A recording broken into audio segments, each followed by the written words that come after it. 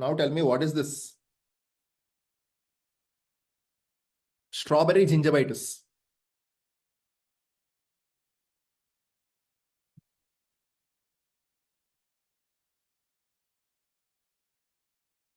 Not pregnancy induced. Strawberry gingivitis is a tagline given to one of the condition. This is called as, anyone?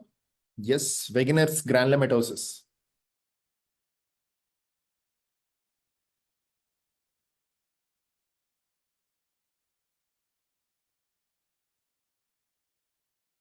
It is Wegener's granulomatosis.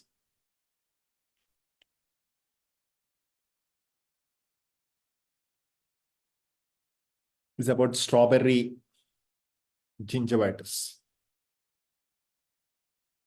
Few medical references are telling sarcoidosis also you can find this condition, but dental, straight away the answer is Wegener's granulomatosis. Question number 34. That is your strawberry raspberry tongue combination, which is seen in which fever?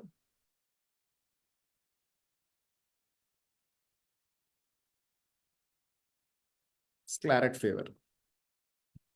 Some medical references are telling Kawasaki disease also. But our answer, the best answer for us, most frequently repeated, is strawberry raspberry tongue is seen in the case of claret fever. You can see this protein energy malnutrition abnormality called as Kawasaki. In such conditions also, you can see this tongue that is called as strawberry and raspberry tongue. Strawberry tongue particularly, not raspberry. Strawberry raspberry combination, the best answer is claret fever. There is something called as strawberry vaginitis. Strawberry vaginitis, which is seen in the case of Trichomonas vaginalis. Strawberry vaginitis is seen in the case of Trichomonas vaginalis. Strawberry vaginitis is seen in the case of Trichomonas vaginalis.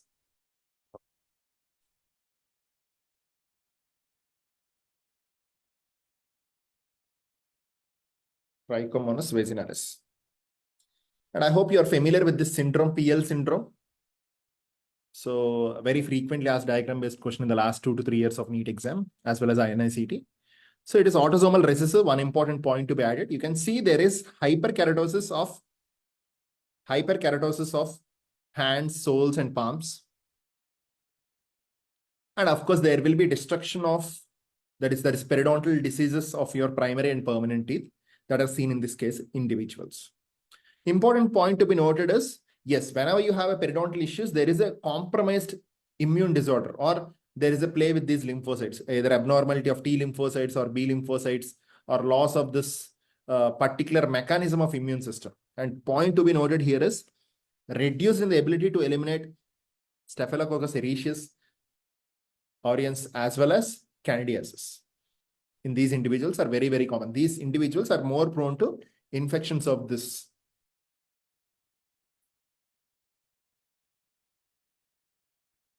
So the next comes is, of course, you are familiar, attached gingiva. The thickness of attached gingiva increases with the age, and supra-eruption teeth. Maximum thickness are seen in the case of maxillary anteriors, that is 3.5 to 4.5 millimeters, and least as seen in the case of your mandibular first premolar, which is 1.8 millimeters.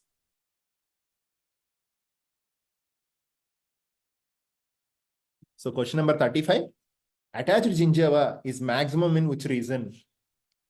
Attached gingiva is maximum in which region? Yes, that is maxillary anteriors. Least in which region?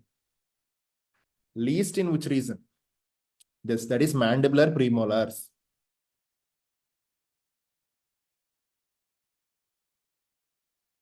That is your mandibular premolars. Nice. The next one I want to talk about is, so what is the next step of a dental plaque? What is the next step of a dental plaque?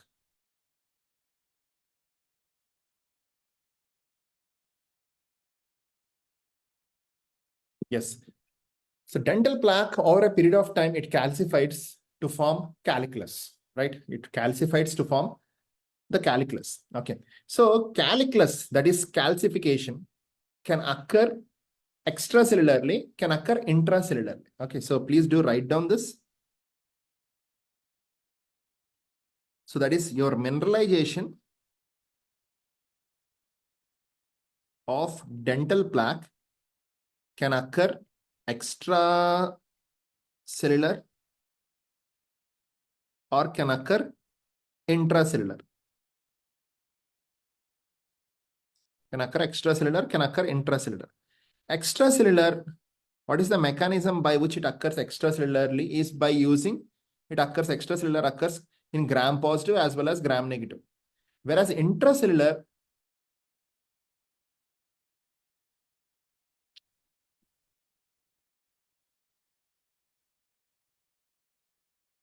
okay, right? So whenever they're asking the contributing factor, your answer is calculus. And whenever they're asking etiological factor, your answer should be dental plaque. Contributing is calculus, etiology is dental plaque. Etiology is dental plaque. 36, what is the answer? 36, they are asking intracellular aptite crystals. Okay, intracellular aptite crystals are formed by organisms you can remember with a code called as very bad. Okay, so the answer is Veronella. So I'm moving to the 38, question number 38. Factors leading to food impaction are all of the following except. Factors leading to food impaction are all of the following except. Factors leading to food impaction are all of the following except. Okay. Uneven occlusal wear. Even occlusal wear will not lead to food impaction. Uneven occlusal wear will lead to food impaction. Your answer is A. You have open contact, you have uneven occlusal wear, congenital morphological abnormalities can lead to food impaction, and improperly restoration, okay, can also lead to food impaction. Okay, 38 is very simple. The answer is A. And before going to the next question, can you see what is this?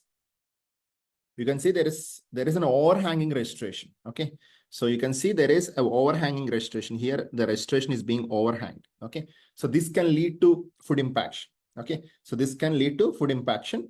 So overhanging restoration has to be replaced or has to be trimmed off, okay, to make it normal so that the food impaction can be minimized. Okay, so radiographic diagram based question. This is an overhanging restoration diagram. Okay, the next comes is a little bit about Down syndrome. Already covered few areas of Down syndrome are already covered when we are talking related to the Down syndrome in pedo by me only. Okay, so tell me what you know about Down syndrome. So please drop me what you know about Down syndrome.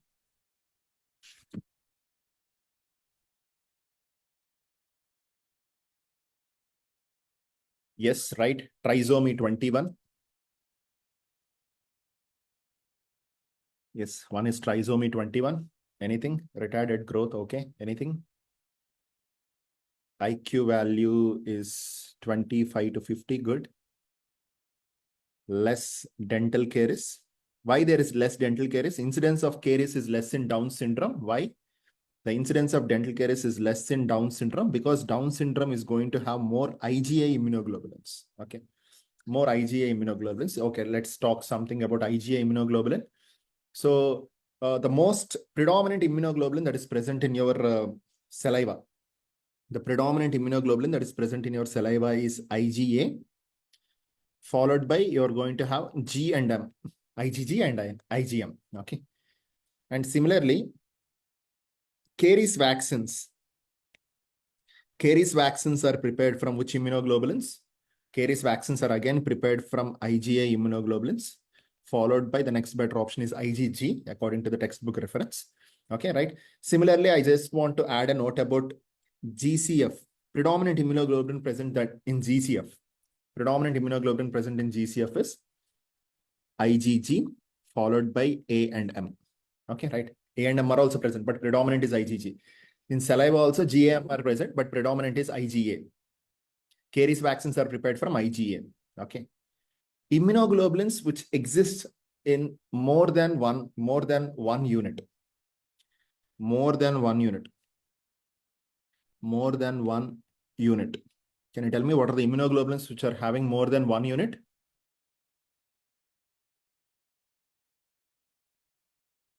One is secretory IgA and second one is IgM. How many units are there in secretory IgA? How many units are there in secretory IgA? Anyone? Yes, there are 2 units. And how many subunits will be there in case of IgM? IgM is pentamer, 5 units. Okay, right? So whenever you have more than one unit, what is the unique chain that is present in them? What is the unique chain that is present in them? The unique chain that is present in them is J chain. Okay, they can ask you, this is again a neat repeat. J chain is present in which of the following immunoglobulins? Your answer is IgA and IgM. Why? Because whenever you have more than 2 units, more than 1 unit, so you have to hold the units together. So there should be a chain to hold the units together. Simple to remember. Okay, right? The next important thing is like, which is cold immunoglobulin. Cold immunoglobulin. Yes, easy to remember, IgM. Okay, men are cool. Which is warm immunoglobulin? Warm immunoglobulin. Warm immunoglobulin is IgG. Warm immunoglobulin is IgG. Okay, easy to remember. Girls are warm, or you can remember it as girls are hot. Which is smallest of all immunoglobulin? Smallest of all immunoglobulins is. Yes, again, the smallest is girls. Smallest immunoglobulin is IgG. That is the reason why it is small, so it can cross placenta. Largest of all the immunoglobulin. Yes, men are large.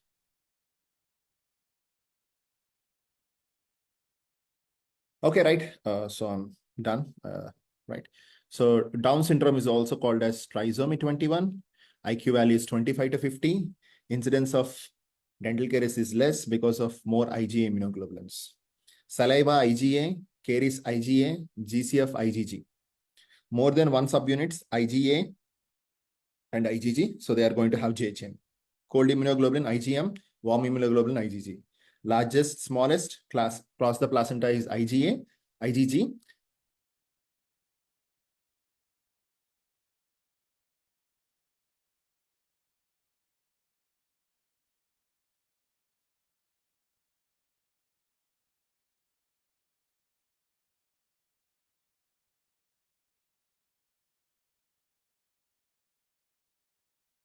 Right? Smallest is going to be IgG, whereas the largest is going to be IgM. Clear? Done? Yes, when I'm talking about the periodontal problems, when I'm talking about caries, okay, right? So incidence of dental caries is very, very less in the case of Down's patient. And when I'm talking about periodontal problems, incidence of periodontal problems are more in Down's patient. Why the incidence of periodontal problems are more in the Down's patient? Any reason you have? So please write down. So that is your next question. So incidence of periodontal problems are more in Down's patient. That is basically due to poor PMNS function. There is lack of phagocytosis. And there is intracellular killing. So all these lead to more PDL problems. They lead to more PDL problems. Okay, right? More PDL problems. Your question number 39 is very simple. The answer is A. The answer is A. Now I want you to add few important points straight away taken from your Karanza related to Down syndrome periodontal issues. Okay. So when you are specifically monitoring this Down syndrome periodontal issues, these periodontal problems are more in the mandibular anterior area. So please do add, okay, where you have more periodontal problems. They are asking anatomical location in the oral cavity where the periodontal problems are more in the Down's patient. Your answer is mandibular anteriors.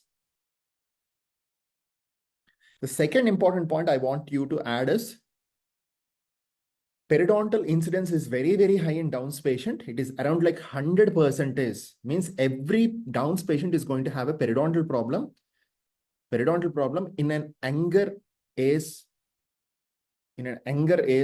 of less than 30.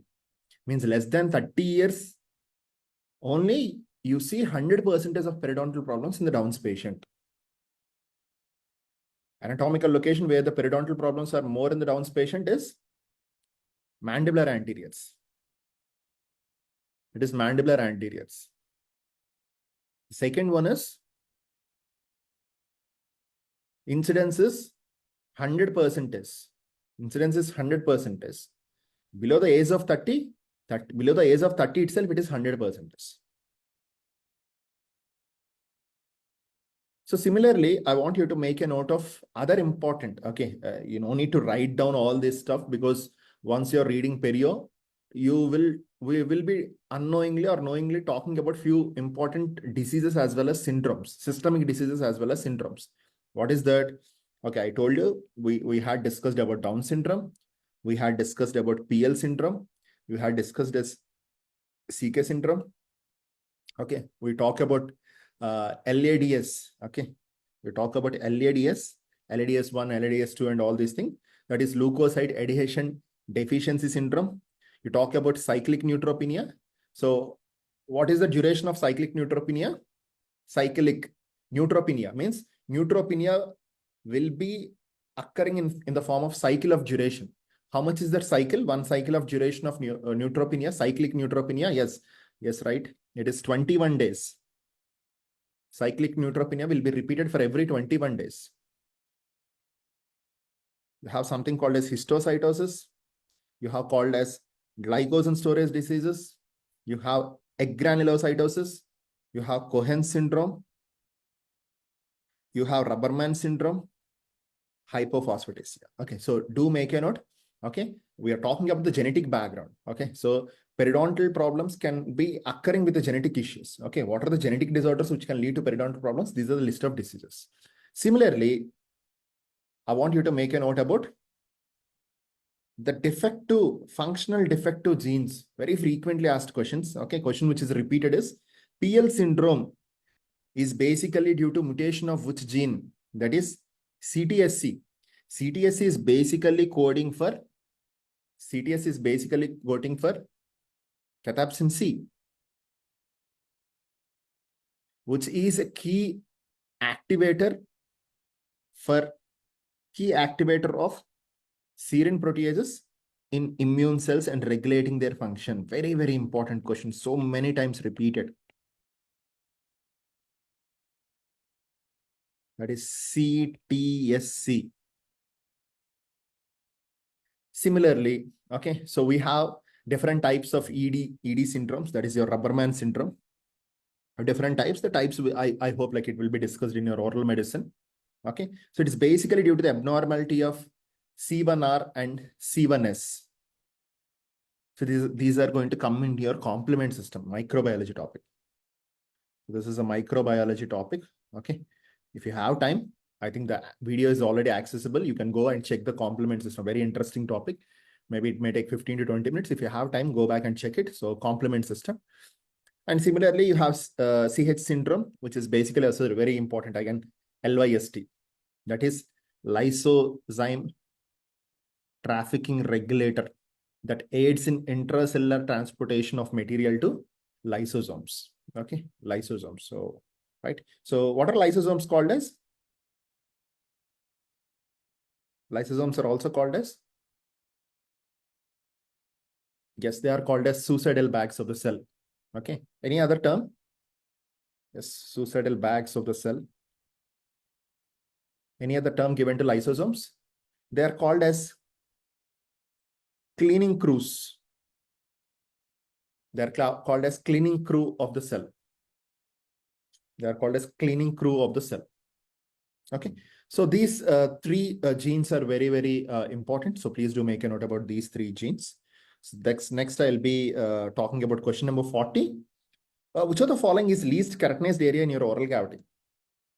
Which of the following is least keratinized area in your oral cavity? Yes, already covered in your smart videos. Yes, the answer is cheek. Can you tell me the sequence? 41 sequence. Highest is palate. Palate followed by gingiva, followed by ventral surface of tongue, and then last one is least is cheek. Guys, you have your PP books with you? You have your PP books with you? Okay, so I want you to open your PP books.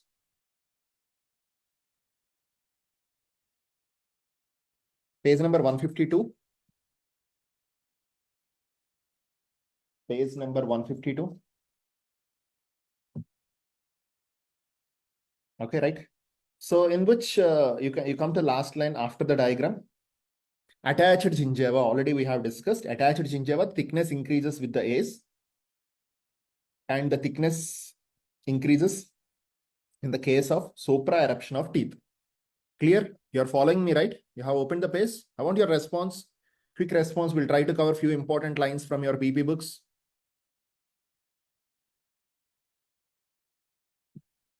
Okay, so please do underline that maximum is seen in the case of your maxillary anteriors. Underline that maximum is seen in the case of maxillary anteriors 3.5 to 4.5 millimeters, and least is seen in the case of mandibular first premolar 1.8 millimeters. Then comes stippling, already discussed. Stippling is present on attached gingiva. Is present on attached gingiva and central core of interdental papillae. Attached gingiva, you can write in the brackets, attached gingiva is also called as subpapillary area. Subpapillary area. Sub means below the papilla. Interdental papilla is above, right?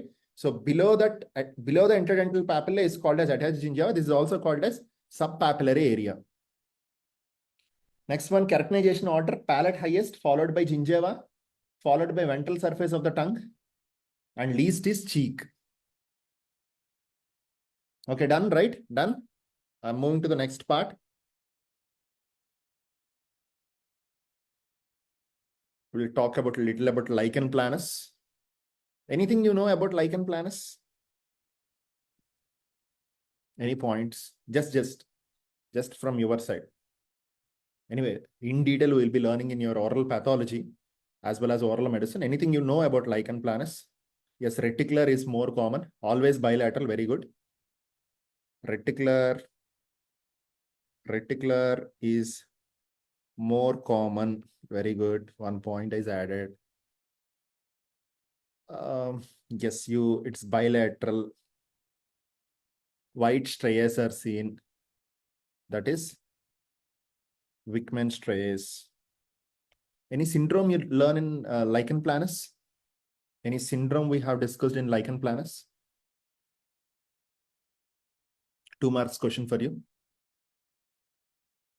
Yes, Greenspan syndrome. Okay, right. Very good. Any shape of retipex? Any shape of retipex? Sawtooth, right? Very good. Sawtooth. Okay, right. As of now, okay, this is more than sufficient for us. In detail, you want to explore in your oral pathology. Okay, right. So now I'll be talking the most important. Check out question number 42. The most important clinical manifestation of oral Lichen planus. Clinical manifestation of oral Lichen planus is bilateral white striations on the buccal mucosa. The answer is B. This feature is very common in which type of histological type of Lichen planus or clinical presentation of Lichen planus? Which clinical presentation of Lichen planus? The answer is reticular type. Reticular type is normally, mostly it is asymptomatic. Okay. So you see reticular type is most common type of Lichen planus. This is asymptomatic, no symptoms. And in most of the cases, you require no treatment also. Now tell me, out of these different types of Lichen planus, okay, so which Lichen planus is going to be painful? Which Lichen planus is going to be painful? Yes, Lichen planus which is painful is erosive. Erosions. erosive is painful. Anything can be eroded. Okay, right? Anything can be eroded. So that's your question number 43. Which subtype of oral lichen planus is commonly associated with pain? The answer is erosive. The answer is erosive. Then a little bit about the histopath, that is 44. Histopathological feature is not typically associated with oral lichen planus. Options are very reliable, very easy to identify. So tell me your answer. Yes, right. Very good. Very good. The answer is D. Very simple. Options are very reliable. Yes, you see hyperkeratosis, option A. Yes, you see hydrophic degeneration of basal layer. Can you tell me in which layer we have discussed in perio? You see this hydrophic degeneration. Hydrophic degeneration. Which layer in perio we have discussed? You see this hydrophic degeneration. Circular epithelium. Yesterday we have discussed circular epithelium is having hydrophic degeneration. Please write down there. Circular epithelium is having hydrophic degeneration. Then you see dense band-like infiltration of T lymphocytes. Because lichen planus is mainly associated with immune problem. Not someone is telling autoimmune, not autoimmune. It is not an autoimmune disease. It is an immune abnormality disease predominantly associated with T lymphocytes. That is your option C. Okay, right? The answer is hyperplasia of your sebaceous glands is nowhere related. Okay, right? The answer is D for this particular question. 44D. 44D.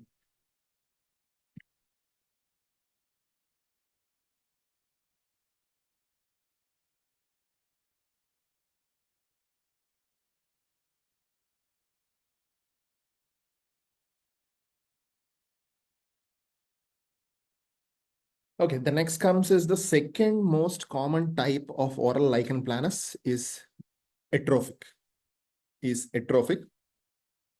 And most of the other types, like you see ulcerative type, you see bulbous type.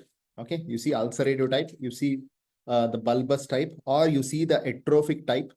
Okay, so you see the atrophic type. All these are basically a variations of erosive type. Okay, these are variations of erosive type. So I want you to jump into question number 56. Question number 56, which is not recognized clinical form of oral lichen planus. Okay, so you see ulcerative type, you see bullous type, you have bullous that is being formed. It basically after a few days, it breaks and it leads to erosive type. You see ulcerative type, after a few days, it become erosive type. So these two are basically erosive forms. Okay. So you see different types, that is reticular most common, atrophic the second most common, papillar, plaque-like, ulcerative, bullous, which is not a form of lichen planus, is nodular type. Okay, 56, the answer is D.